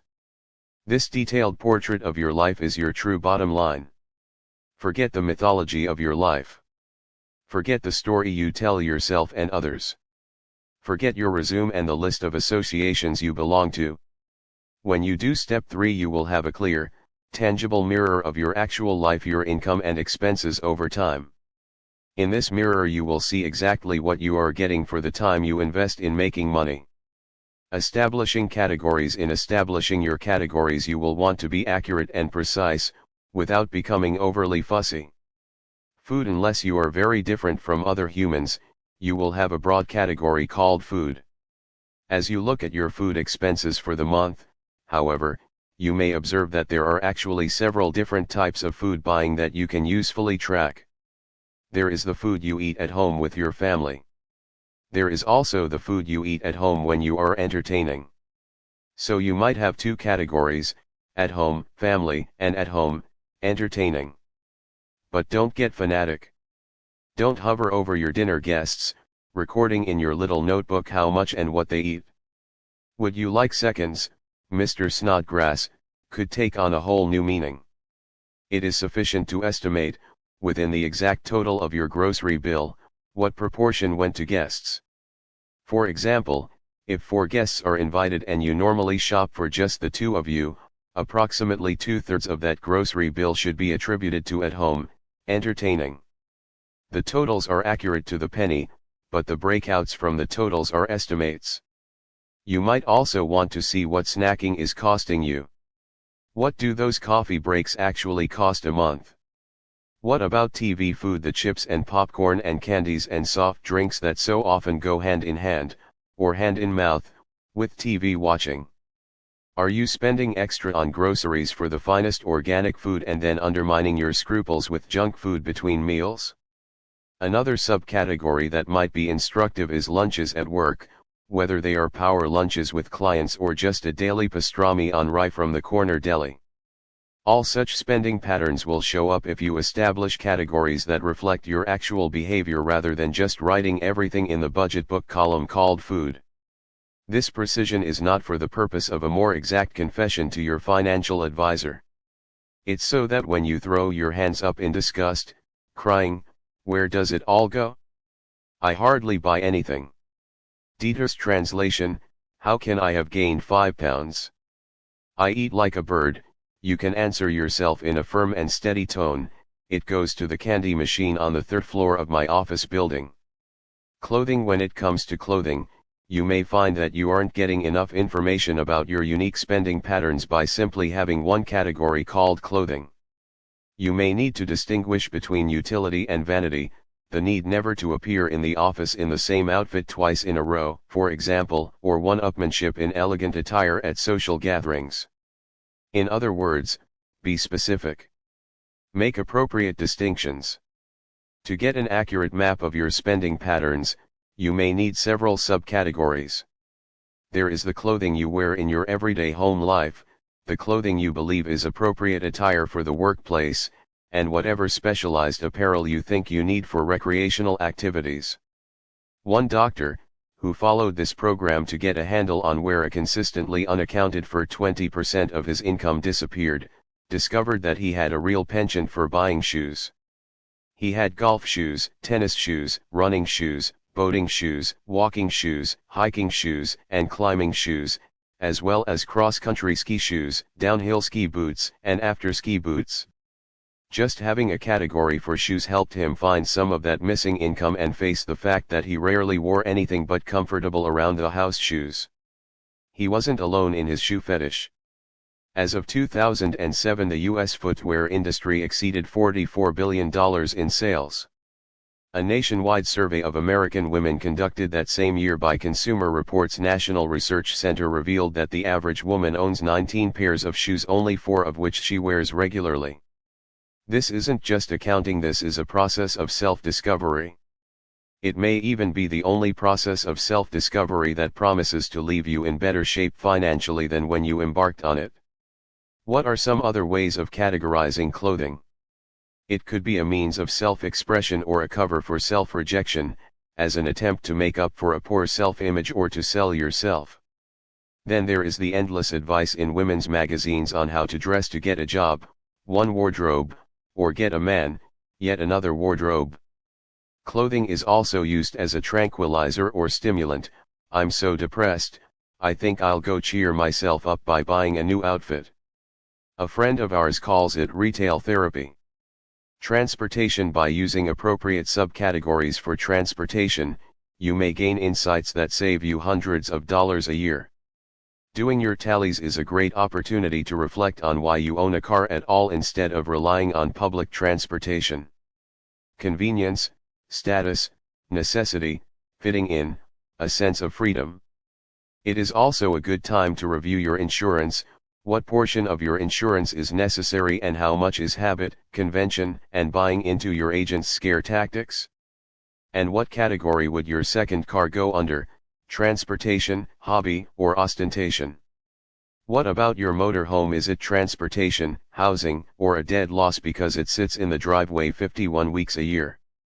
Refining your categories. What makes this sort of ruthless honesty bearable is that you can confront your peccadillos, your indiscretions, in the privacy of your own account book, rather than when you get caught. So don't skimp on being truthful if you find yourself face to face with some of your faults and frailties while innocently doing your monthly tabulation. What better way to face the music?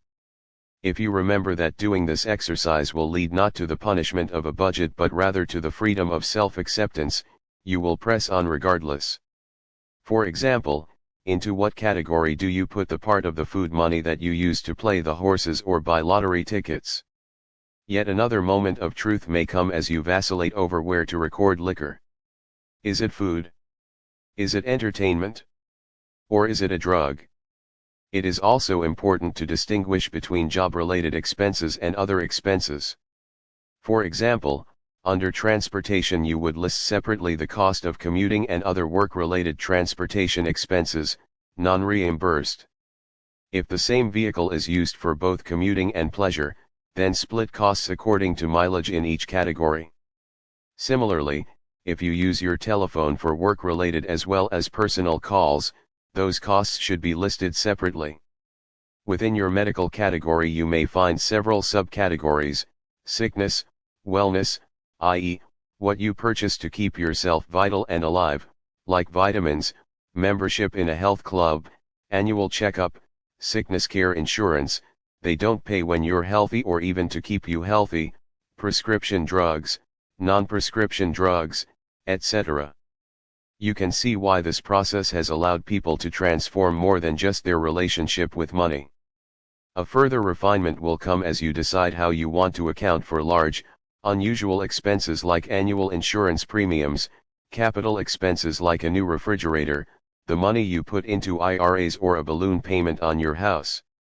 As far as we are concerned, there is no right way to do this. For us, after a year of hearing ourselves make the same excuse every month about all the extraordinary expenses, this was an unusual month because the XXX needed to be paid, we realized that every month is an unusual month and that these extraordinary expenses are a continuing part of life. You may perfect your categories over time. The exercise should be easy and a lot of fun. It will draw on a blend of honesty and creativity, stimulate your imagination and challenge your morality all at the same time. It's better than most card, TV, and board games all rolled into one.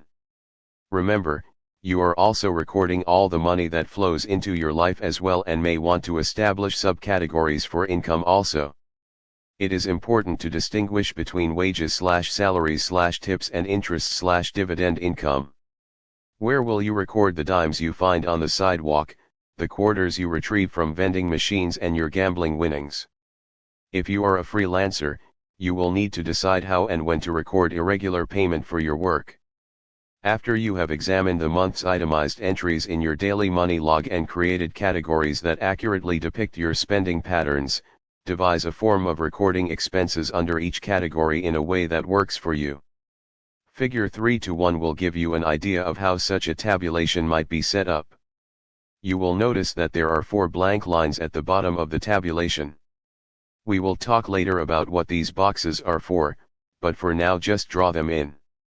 Totaling it all up, a word of warning. Yes, there are computer programs that can be useful here, but the meat of this step is categorizing your expenses, and even your computer can't distinguish how to categorize golf. Is it recreation or is it a job-related expense, because the golf course is where you transact your business. Make sure you aren't assuming you just can't do the step because you don't have the right program. Both of the authors did it the old-fashioned way, with paper and pencil and adding up columns of figures by hand. Yes, this worked even before calculators. Whether by hand or machine, here's the simple process. At the end of the month you will transfer each entry from your daily money log into the appropriate column on your monthly tabulation. Add up your income columns to get your total monthly income. Add up the expenditures in each column and enter the total of each subcategory at the bottom of that column. Then add the totals for all expenditure categories. The sum is your total monthly expenses. The balancing act next: count the cash in your wallet and piggy bank and accurately balance your check registers and your savings account passbooks. Now you have enough information to see how closely you have kept track of the money flowing into and out of your life over the past month. If you have kept accurate records, and haven't physically lost any money, the money you actually have at the end of the month, in cash and bank accounts, will be equal to the money you had at the beginning of the month plus your total monthly income minus your total monthly expenses. If you haven't kept accurate records, or have physically lost some money, you will have lost or gained cash that you can't account for. The difference between your total monthly income and total monthly expenses, plus or minus your monthly error, is the money you have saved this month. When your monthly error is consistently 0, you will know you have mastered step 2, keeping track of every penny. Congratulations! You have achieved a minor miracle. Figure 3-2 shows a sample set of monthly figures, but please use it only as a model. The fun and empowerment come from creating a balancing system that works for your particular situation. Making money real now comes one of the magic keys to this program.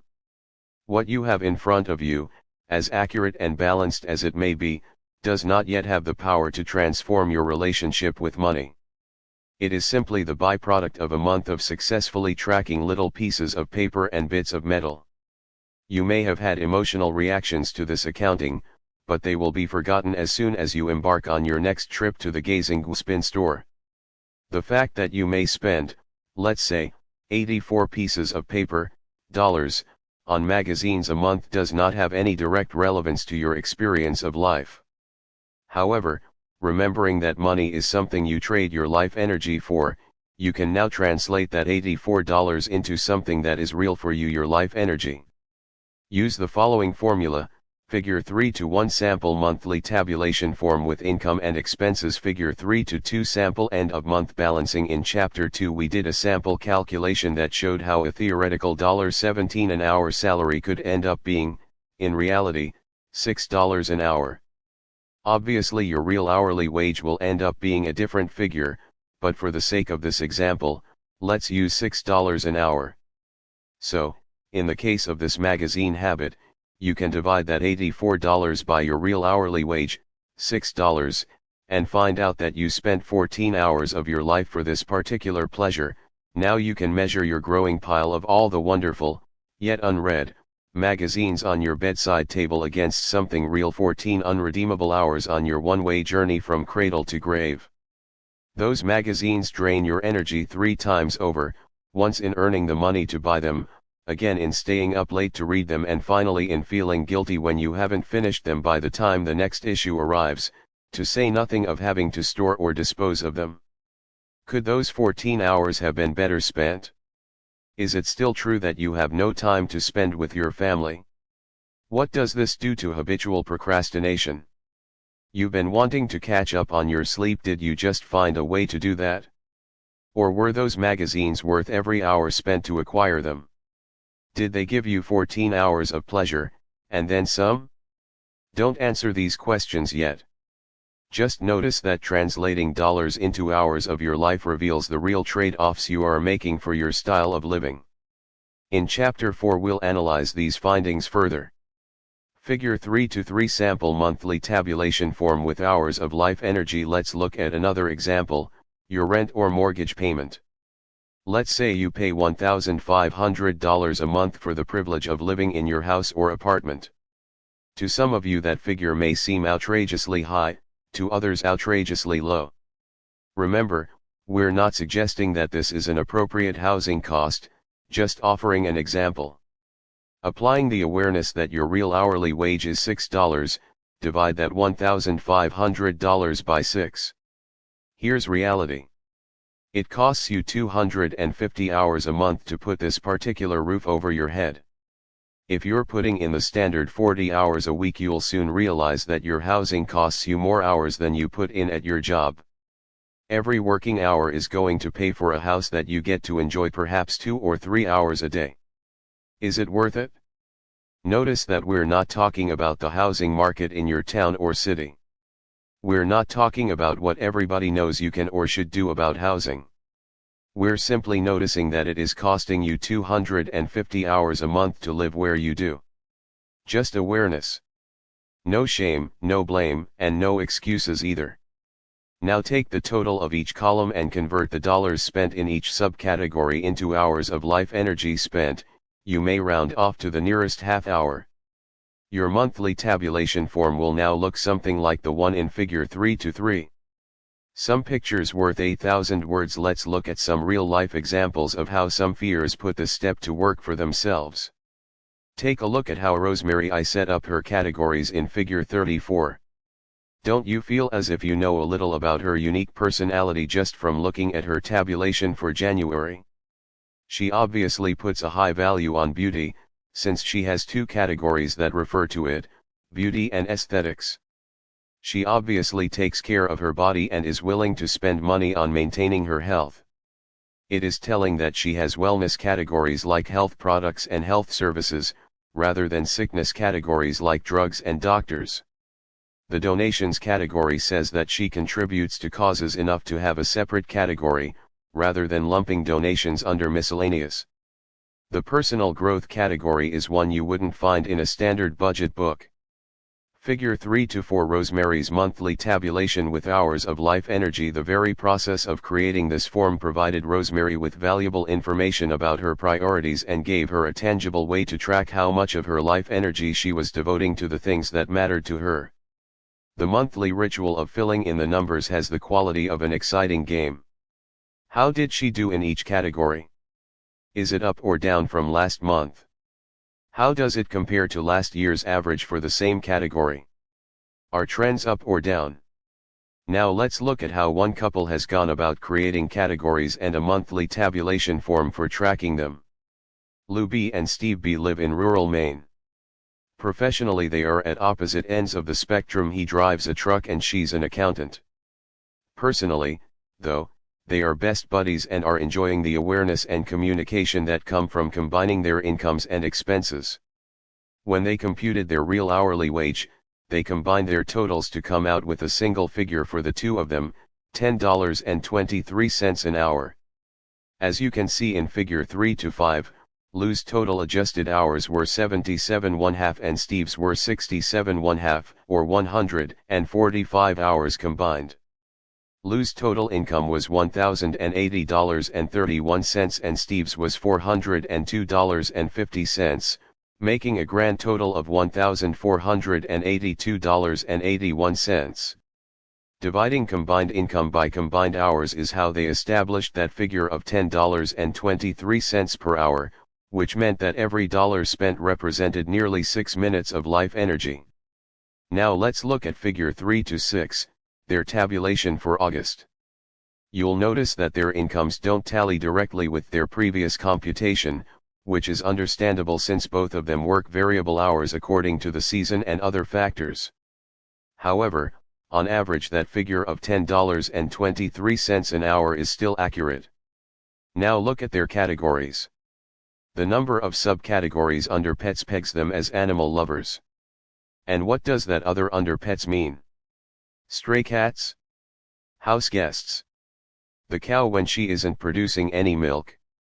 They seem to be generous types as well, with 2 categories for contributions. Those house expenses tell us that they might be building or remodeling their house as a continuing project, and they probably are do-it-yourself types, judging from the low cost of labor that August. The mortgage payment of $1,316.93 includes $300 extra toward the principal. They are saving a lot of mortgage interest by paying off their mortgage as quickly as possible. In addition, Steve reports that the tabulation itself saved him money in a very unusual way. One month, not this particular month, looking at the junk food and lunches category, Steve discovered that he was a cookie junkie. He had spent twice as much on cookies as on music, one of his greatest loves. If it hadn't been for the tabulation, he claims, I would have gone into therapy for 10 months for behavior modification to handle my weight. Instead I got all the awareness I needed from my monthly tabulation. Figure 3 to 5 Steve and Lou's calculation of real hourly wage combining their income and expenses works for Lou and Steve. Other couples have found that separating out their income and expenses was the only way to get an accurate reflection of their unique patterns. You'd think that because Mary and Don M. shared the same passion, music, and the same profession, computer programming, it would be natural for them to track their income and expenses together. But while they were outwardly a matched pair, their personalities and styles were at opposite ends of the spectrum. Don was near the rational, conservative, and deliberate end. Mary was more toward the emotional, experimental, and disorganized end. Their gazing-pins were different. Their shopping habits were different. Their hobbies, besides music, were different. Doing their monthly tabulations together wasn't giving either one of them much good information. Not only that, but soon after starting on the program Mary left her programming job and started teaching piano full-time out of their home. Her hours and pay became irregular, so they decided that she would offset her smaller contribution to the household kitty by doing the housekeeping chores. This non-monetary arrangement didn't show up to their satisfaction on the monthly tabulations. The more they struggled to make it work, the more tension arose. In order to maintain a friendly marriage and stay on the program, they decided to separate their finances. To Don it was sensible. To Mary it was threatening, but she agreed to give it a try. To her amazement, Mary found that having her own accounts gave her a wonderful feeling of autonomy. She discovered that she'd become dependent in many subtle ways during the years of her marriage, and she reconnected with the strength and independence she'd felt when she was single. Figure 3 to 6 Steve and Lou's monthly tabulation with hours of life energy. Let's look now at how another fear did her balance sheet. Diane G applied her computer programmer's logical mind to the task of setting up a balance sheet for herself. Her monthly tabulation categories are enough like Rosemary's that we don't need to reproduce them, but her balance sheet has a precision and elegance that are instructive. See figure 3 to 7. Setting up this form for herself made the end of the month balancing process easy and accurate. Her capital is the combination of what she has in savings, a money market account and bonds. This is all money that is earning interest, which she likes to keep separate from the money in her checking account. The point of these stories is not to provide you with a standard to follow, but to inspire you to create a monthly tabulation form that works for you. Remember, this is not a budget book or a spending plan. This is not trying to fit your round, or octagonal, peg into society's square hole. Creating your form will be a process of self-discovery. You aren't learning the right way, you are creating your own way. There is no right way to do it other than to do it, as the next story reminds us. What is notable about Leslie N.'s experience with the monthly tabulation is not her form, but the impact that doing the tabulation has had on her life. Leslie is a waitress and activist from Santa Fe, New Mexico. By nature she is much more interested in politics than in paychecks. Tracking did not come instinctively, which is perhaps why the step has been so important for her.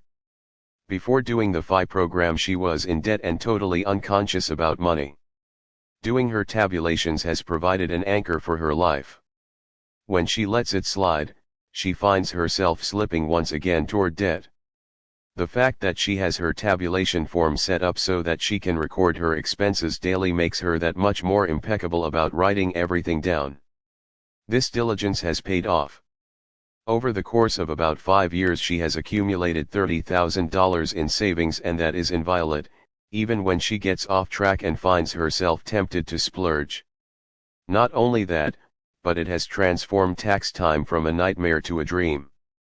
Figure 3 to 7 Diane's balance sheet. This step is crucial to the whole rest of the program, which is why those people who proudly report that they are on the program because they're keeping track of every penny are so off base. This step provides insight and empowerment and will be worth every minute you invest in setting it up to work for you. The following is an example of some possible ways of breaking down the large categories into smaller subcategories that reflect the personal quality of your life. This is an example, just for the purpose of illustration. If you merely adapt it for yourself, you will be missing an important part of the step: discovering and refining your own personal spending patterns. This program is designed so that you become conscious. Checklist 1. Food A. At home, basic meals B. At home, snacks and goodies C.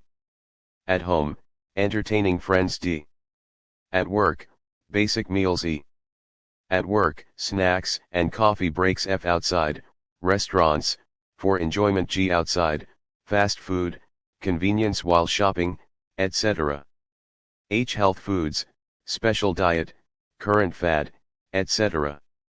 I. Junk foods, current addictions J. Special treats, Ben and Jerry's ice cream, crab salad, etc. K. Vegetable garden, seeds, compost, etc. 2. Shelter A. Mortgage payment, principal C. Category 11 for interest, or rent B. Motel, hotel C vacation rental D home repairs E remodeling F property taxes 3. Utilities A electric bill B heating fuel C firewood D propane or natural gas E gas for grill F water bill G phone bill H garbage pickup and slash or dump fees I sewer bill 4. Household maintenance A cleaning materials B laundry and dry cleaning C hardware and repairs D bathroom supplies E kitchen supplies, non-food, F special services, plumber, maid, lawn mowing, etc. G tools bought for household projects, even if projects weren't done H yard and garden expenses 5. Clothing and ornamentation, jewelry and accessories, A everyday necessities, clothing to keep the body covered and protected B clothing for work C clothing for fashion display D recreational clothing, jogging suit, tennis outfit, golf shoes, hiking boots, bicycling gear, bathing suits, leathers, riding jodhpurs, workout tights and leotards, square dancing dress, etc. E compulsive clothes buying F psychological and emotional clothing 6.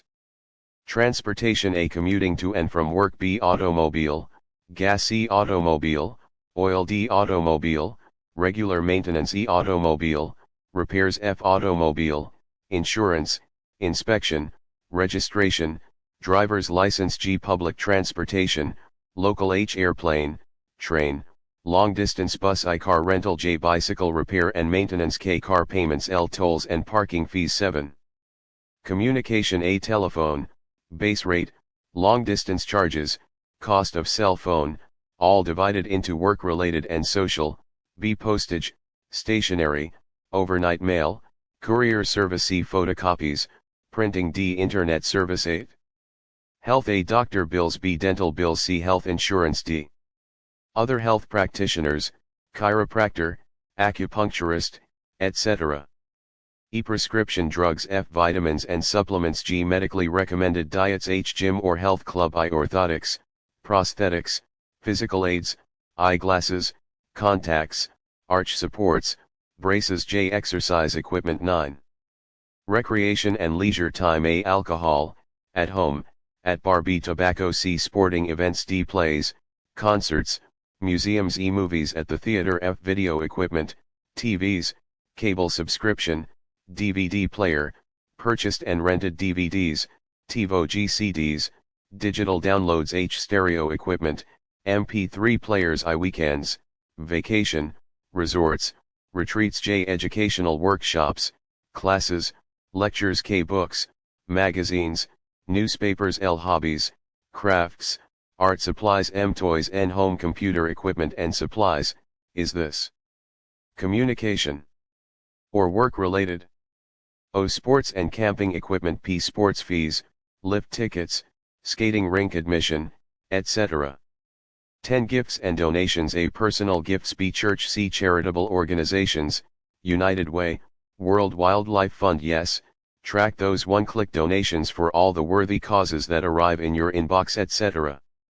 D office collections E activist, environmental, human rights, etc. F political contributions G panhandlers, street people 11. Interest and bank charges, the cost of making and spending money, A interest on mortgage, S, B cost of credit cards, annual fees, late charges, interest C car payment interest D installment buying charges and interest E bank loan interest and charges F late payment charges G state and federal income tax 12. Losses A money actually lost B money stolen C money lost in vending machines D money lent, when repaid, treat as income, E gambling losses, betting pools, etc. F lottery tickets G shortfalls in monthly accounting 13. Gazingas pins for a partial listing of potential Gazingas pins, consult your favorite clothing, gadget, garden, tool, jewelry, etc. catalog. Every item on every page is potentially one of yours from art supplies to zoom lenses to zithers. 14 miscellaneous online purchases 15. Other expenditures 16. Income A wages, salary, tips, net, take home, B money found C loans repaid to you D inheritances, gifts E interest on savings accounts F interest on investments G dividends H income tax refunds I mail-in rebates, when received, J. Refunds. K. Proceeds from garage sales, online sales. L. Proceeds from sales through consignment shops. M. Proceeds from sale of arts, crafts and cash prizes. O. Gambling winnings. 17. Savings capital. A. Bank savings accounts. B. Refundable deposits, rent, preschool, etc. C. Piggy bank, cookie jar, etc. D. Non-speculative, insured investments. Government bonds, certificates of deposit, etc. E. Other investments and speculations. By the way, it took a lot longer to read this section than it will take you to do your monthly tabulation once it has been set up. Summary of Step 3.1. Discern your unique spending and income categories and subcategories from the month's worth of entries in your daily money log. 2. Set up your monthly tabulation. 3. Enter all money transactions in the appropriate category. 4. Total money spent in each subcategory. 5. Add up total monthly income and total monthly expenses. Total your cash on hand and balance all bank accounts. Apply equation, total monthly income minus total monthly expenses plus or minus monthly error, to see how accurate you've been. The money you actually have at the end of the month should equal what you had at the beginning plus your monthly income minus your monthly expenses. 6. Convert the dollars spent in each subcategory into hours of life energy, using the real hourly wage that you computed in Step 2.